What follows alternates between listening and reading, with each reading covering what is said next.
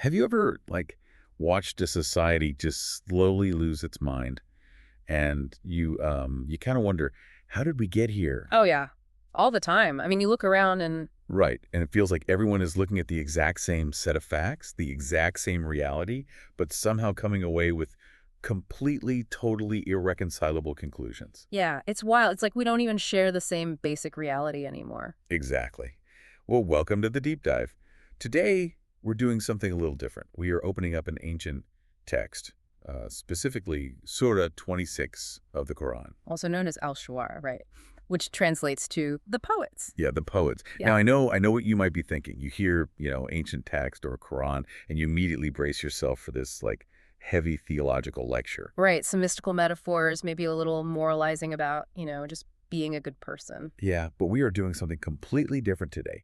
We are going to just immediately strip away any and all of that religious sentimentality. Totally. Because if you want a traditional sermon, I mean, you are definitely in the wrong place today. Yeah, we are taking a purely structural approach. We're going to read this text today as if we are master sociologists or systems engineers who are dissecting a foundational manual on civilizational survival. Because the sources we're looking at today, they really present a massive paradigm shift. Specifically, we're leaning heavily on the analysis by this 20th century thinker, Ghulam Ahmad Parwez. Right. And his analysis completely changes how we understand the way societies actually collapse. Exactly. So we're focusing on the final passage of this text. It's verses 224 to 227. The famous poets section. Yeah. And traditionally, if you read a standard commentary on this section, it's usually read as a critique of literary culture, a distinction between good poetry and bad poetry. Or maybe just a historical defense of the messenger, right? Against the accusation that he was just a poet making things up. Right, exactly. But Parwez argues that all of those readings are just, they're insufficiently structural. Yeah, they kind of miss the point entirely. They really do. So our mission today is to completely explode that whole poetry as an art form myth. We are going to decode this 1,400-year-old theory of the information economy. And to do that, I mean, we really have to start right at the core of that paradigm shift. The text uses a very specific phrase. It's wal shu'au yatabiumu al-gowan. Right. And in traditional translations, that's rendered as what the poets, the erring ones, follow them. Exactly. But let's look at the systemic reality of these words. The word goan does not just mean, people who are making a theological mistake or committing a sin. Right. It's not just about being bad. No, it literally means those who have gone astray in the sense of wandering without orientation. Okay, so the disoriented masses. Yes. They are wandering.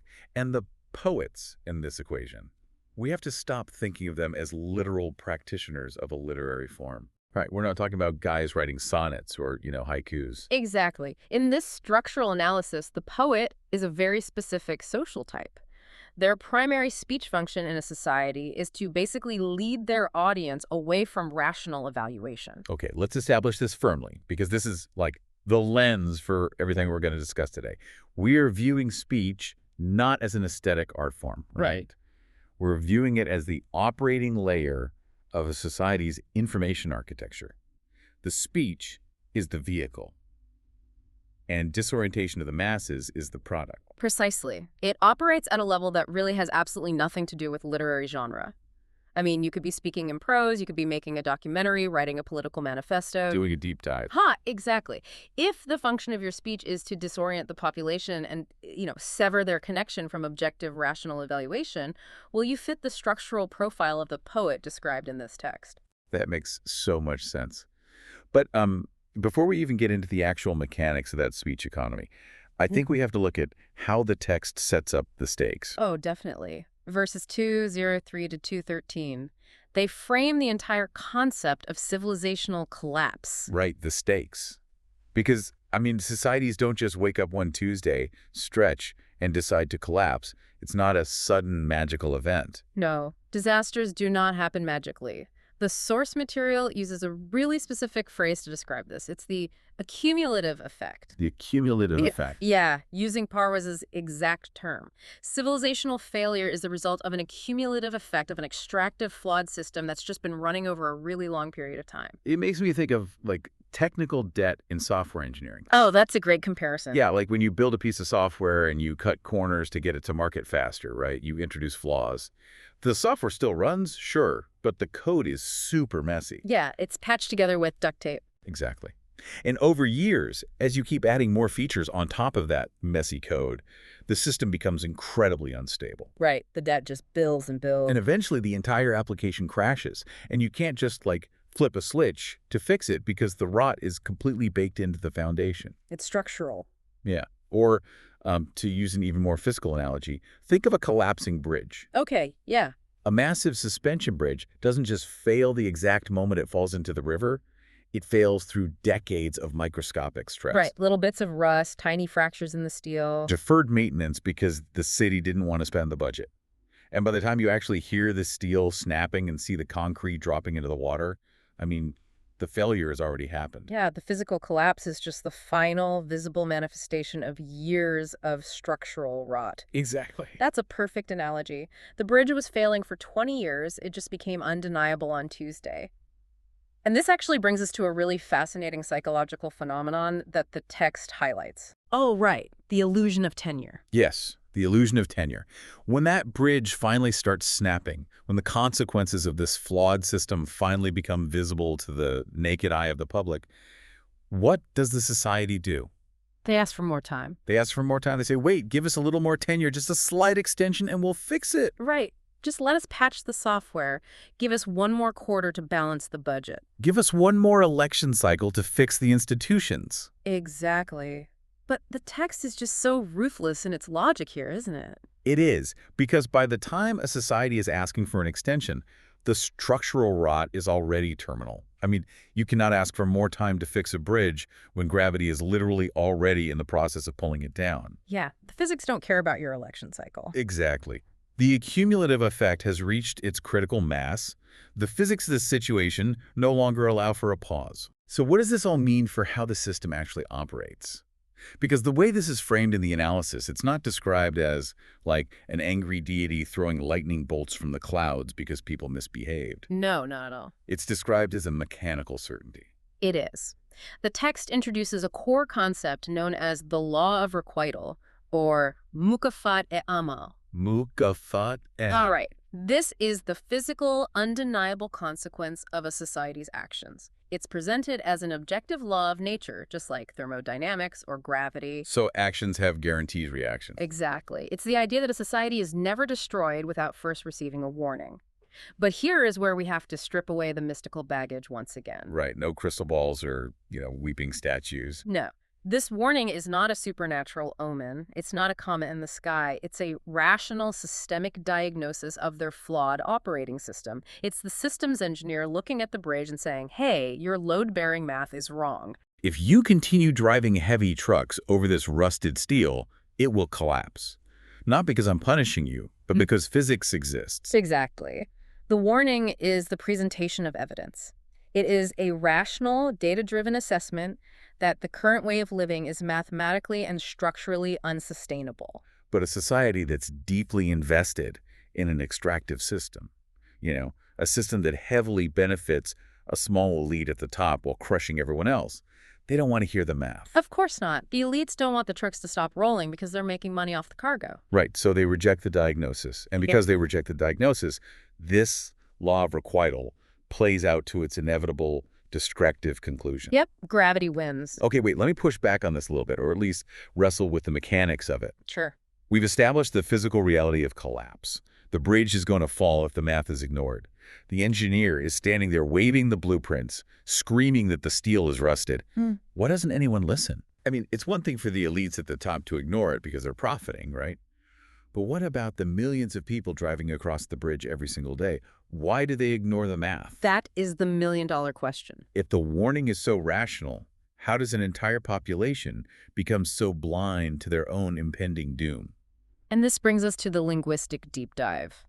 Honestly, here's where the source material gets really, really interesting. This is where we look at the infrastructure of disinformation. Yes, let's get into this.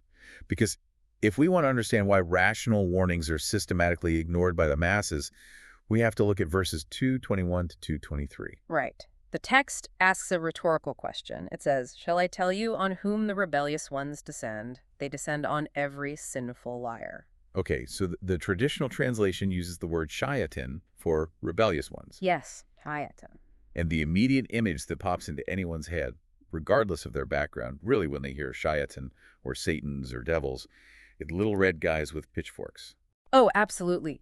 Demons hiding in the shadows, whispering bad thoughts into your ear to make you commit sins. Exactly, and we need to throw that image out the window completely. Immediately. Parwez's structural reading looks at the Arabic root of the word, which is Ash-Shu'ara. Right, which means those who burn away or are far from correctness. So in this context, these are not supernatural evil entities from another dimension. They are the social agents of disinformation. Exactly. They are the individuals, the organizations, or the power structures whose entire economic and political model depends on the population being unable to distinguish truth from falsehood. So it's an industry. It's an industry. It's not a ghost. It's a PR firm for a corrupt regime. Right. It's a massive corporate lobbying group. It's a state-sponsored bot farm. It's the people who actively engineer the confusion. They are the architects of the false reality. And look at who these agents of disinformation target. The text says they descend upon the afak-atham. Yes. This translates to the sinful liar or the habitual fabricator. And what is so fascinating here is the economic model of falsehood that the text is outlining. Okay, unpack that. These shayatin, these architects of disinformation, they don't waste their time descending on ordinary people who just make honest mistakes. Right. They specifically target professional disinformation producers. Wait, why? I mean, if your goal is to deceive a society and keep them driving over the broken bridge, shouldn't you target the innocent, gullible people directly? You'd think so, but no. Why target the people who are already liars? Because it's about scale. It's about infrastructure. The shayatin need a distribution network. They can't just walk into the public square themselves because they are often the elites, right? They're removed, they're unseen, or they just lack that populist touch. They need an existing pipeline to operate and amplify their signal. Wow, okay. The afakathim, the habitual fabricator, they already have the audience. They already have the microphone. They already have the platform. They are the professional spin doctors. Oh, I see. It's like a black market economy. Exactly like that. The shayatin are the wholesale suppliers of the contraband. But a wholesaler doesn't sell directly to the consumer, right? Right. They need a retail storefront. Yes. The afak-atham is the retail storefront.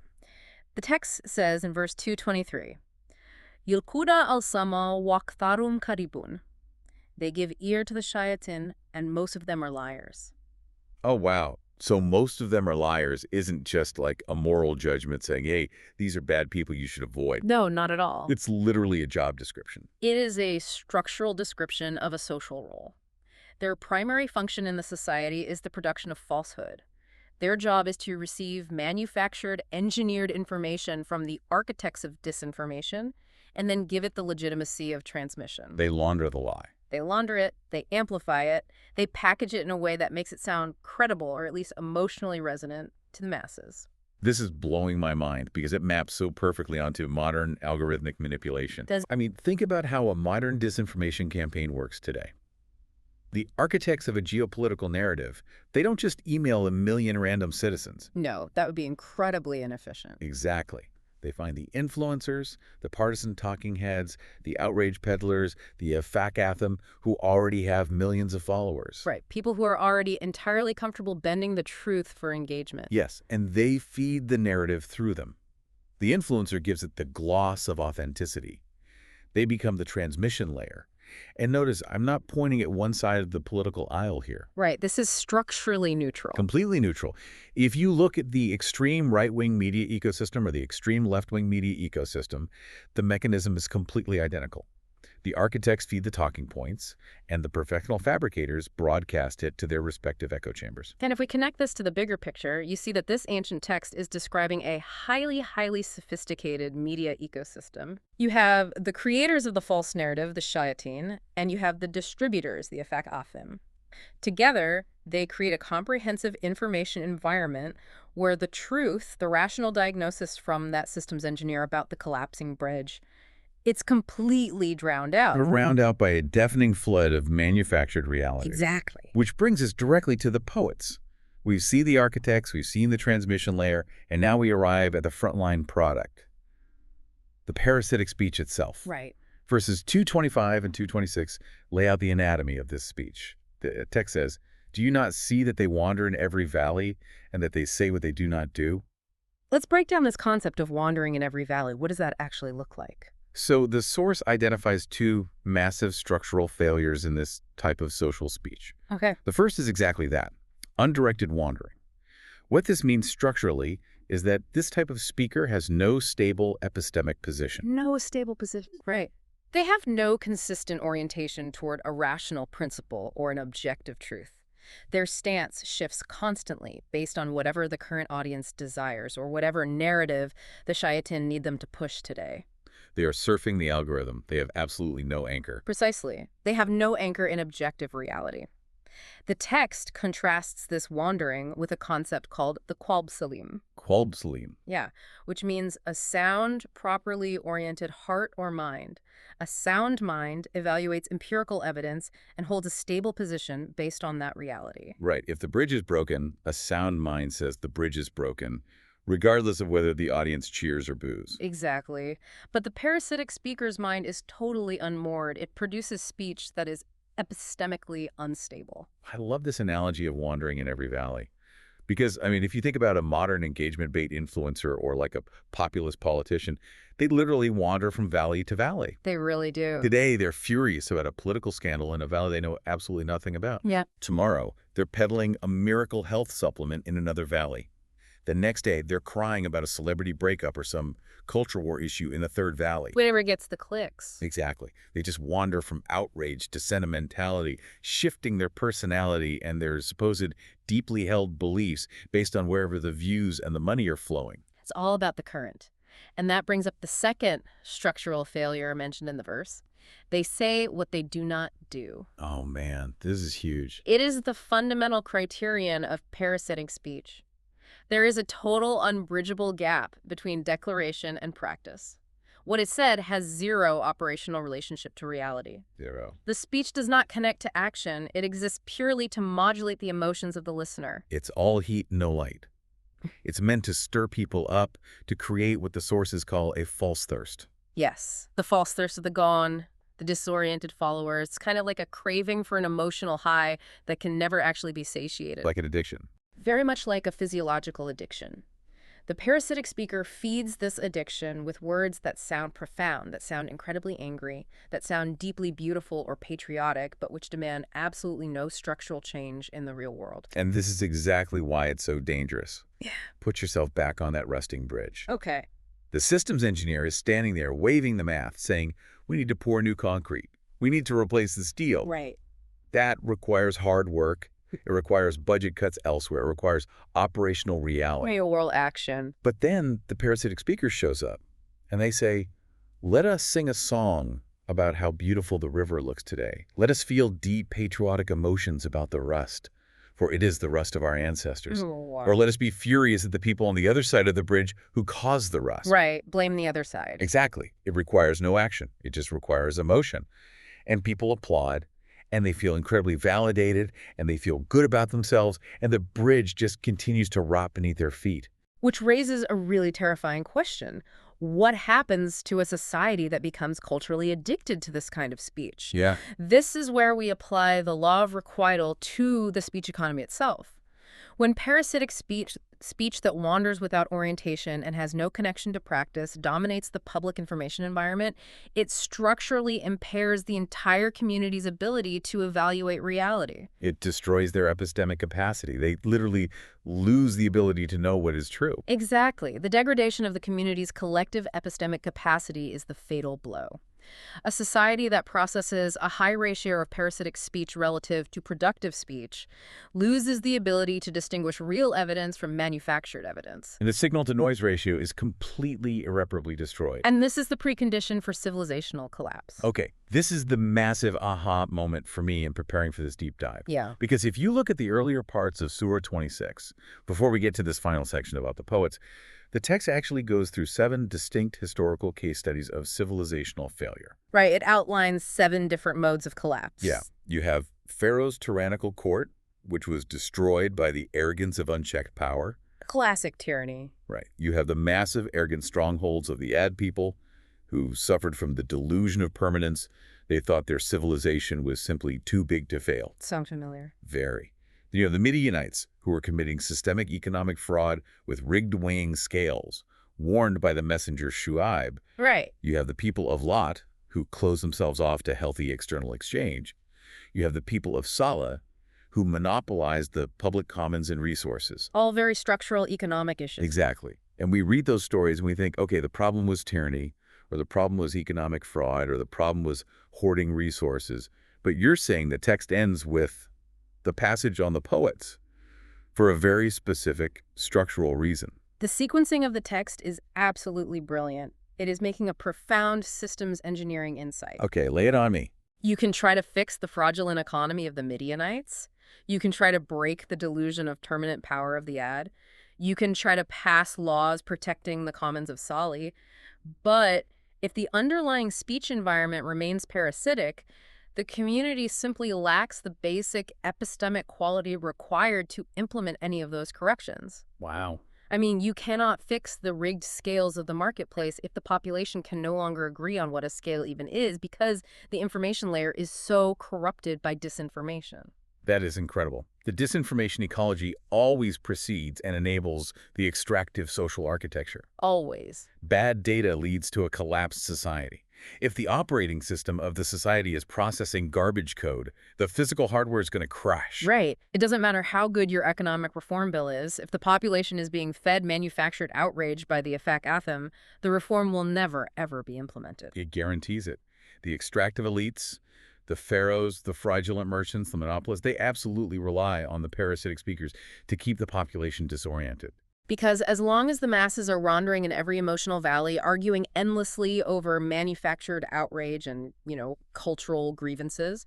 They aren't looking at the math of the collapsing bridge. Exactly. They aren't looking at the rigged scales. The disorientation is the shield that protects the extractive system. So if the disease is the degradation of our epistemic capacity, if the disease is bad data and parasitic speech, we really need to talk about the cure. We do. We need to talk about epistemology, how we actually know things. How does a human being process reality correctly? And the source material has a fascinating biological comparison here. Yes, it contrasts how an animal functions versus how a human functions. Right. The sources, leaning on Parwez's analysis, point out that an animal functions heavily on instinct.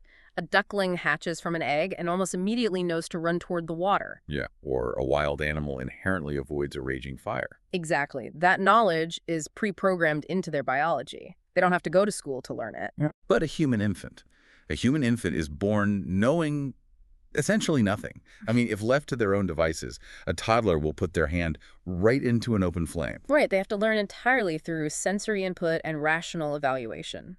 And the text lays out a specific methodology of knowledge, which Parwez categorizes as perceptual knowledge. It highly emphasizes the importance of the five senses. Specifically, hearing and sight are mentioned frequently. Right. And crucially, a faculty called the fuad. Yes, the fuad.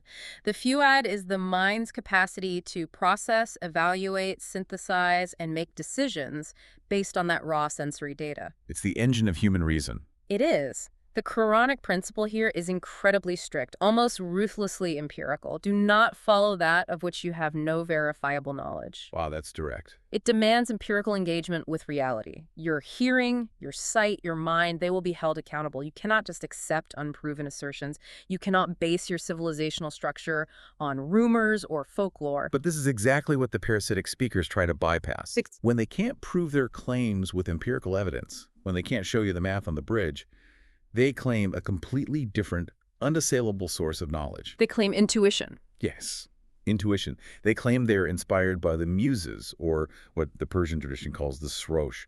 They say, I just know this in my heart. It came to me in a dream. It came to me from the unseen realm.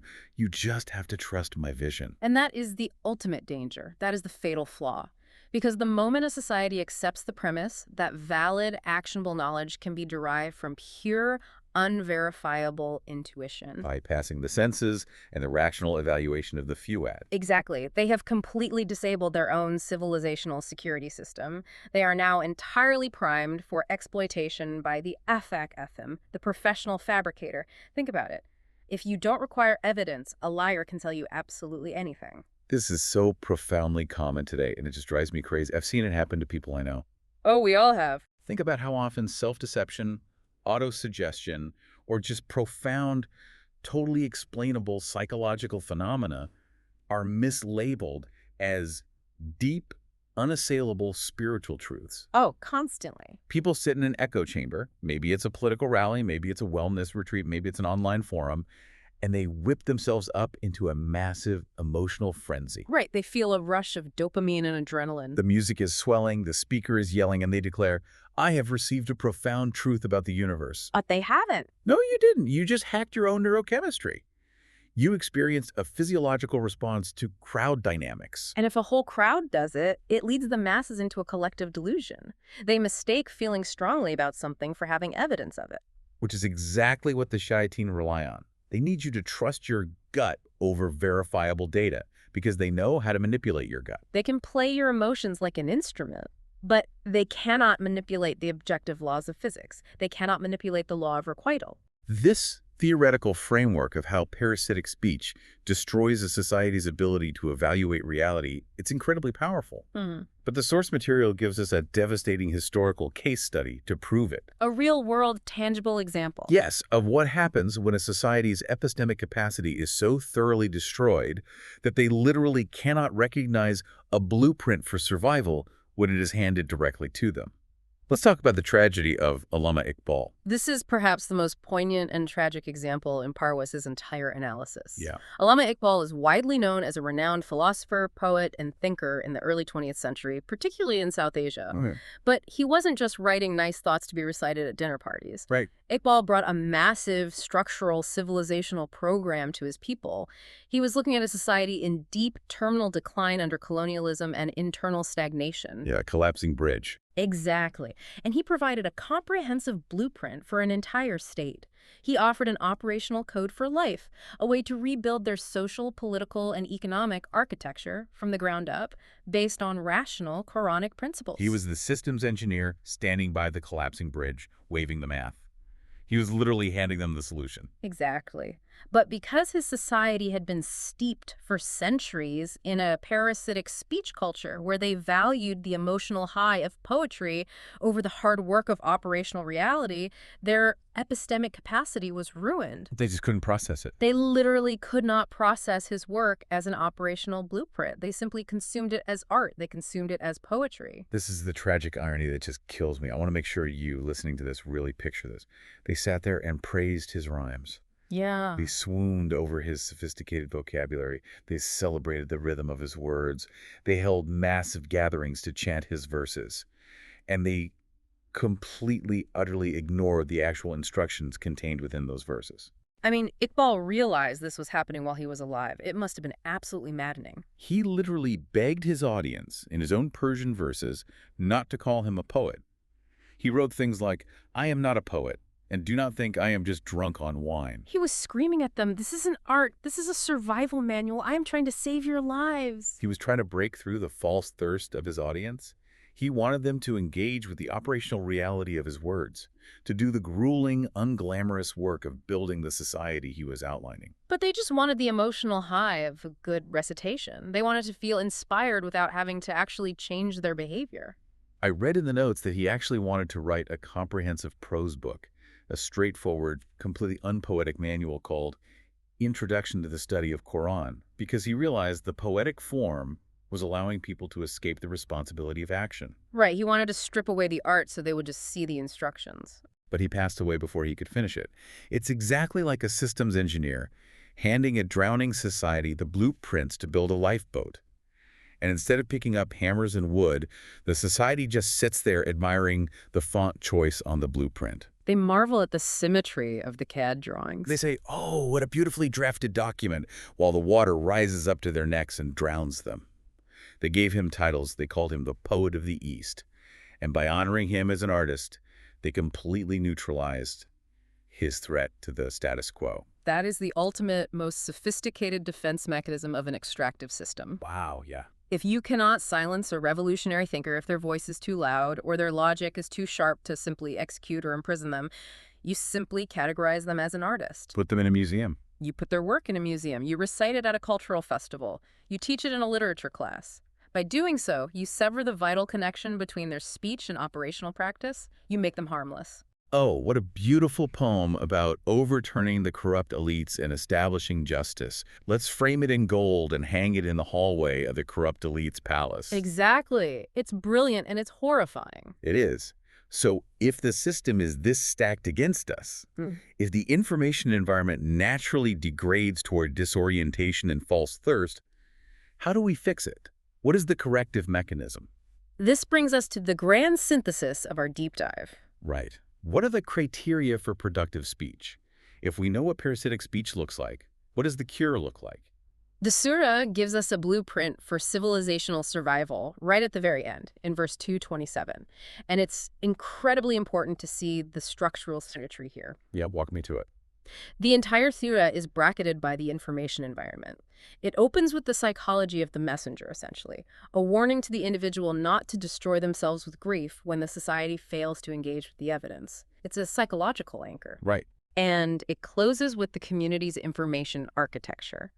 Between those two brackets are the 7 historical case studies of civilizational collapse we talked about. Okay, so the closing bracket is what we can call the exception. Yes. After describing the wandering parasitic poets, the text says, except those who engage with the evidence and do structurally sound actions and maintain systemic consciousness continuously and defend themselves after being wronged.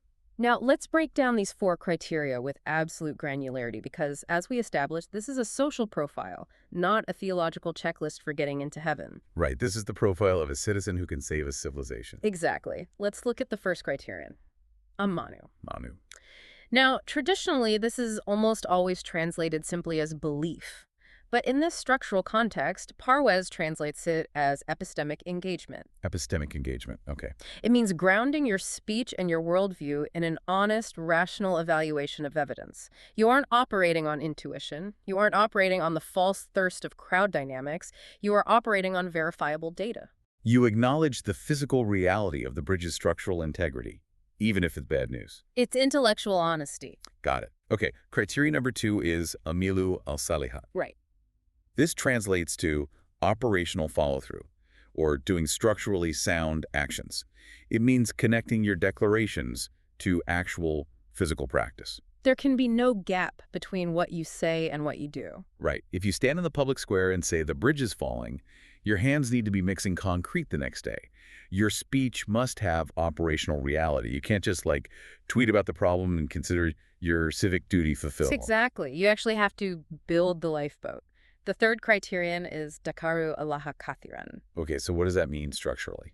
Well, this is often translated as remembering God much, but systemically it translates to continuous systemic awareness. It means constantly keeping the rational operating principle, the law of requital, the physics of the system in mind. So it's not a sometimes thing. No, you don't just invoke the rules episodically when it's politically convenient or for applause at a weekend rally.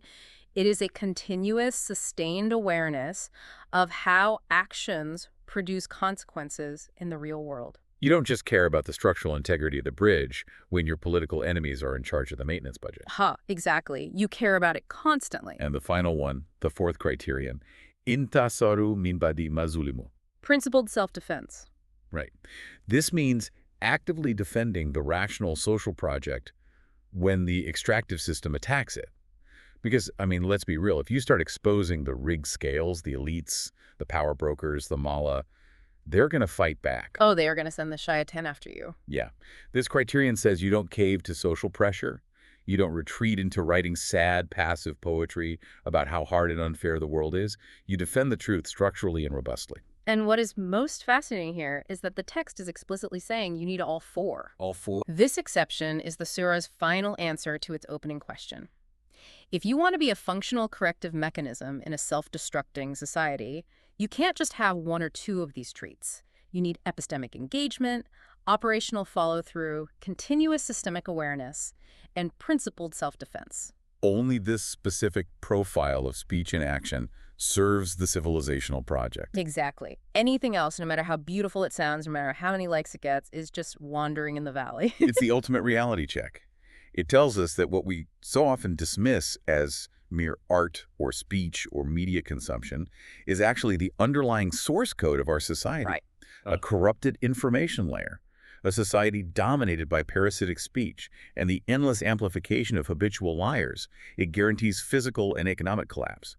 You can have the best engineers in the world, but you cannot out-engineer bad data. You really can't. And if we bring this back to you, the listener, it forces a very uncomfortable audit of our own information diets. Yes. I want you to really think about the voices you listen to every single day. Think about the podcasts you queue up, the news anchors you trust, the content you scroll through on your phone while you're just waiting in line. Right. The stuff you consume constantly. Are those voices grounded in operational reality? Are they practicing amilu af-salihat?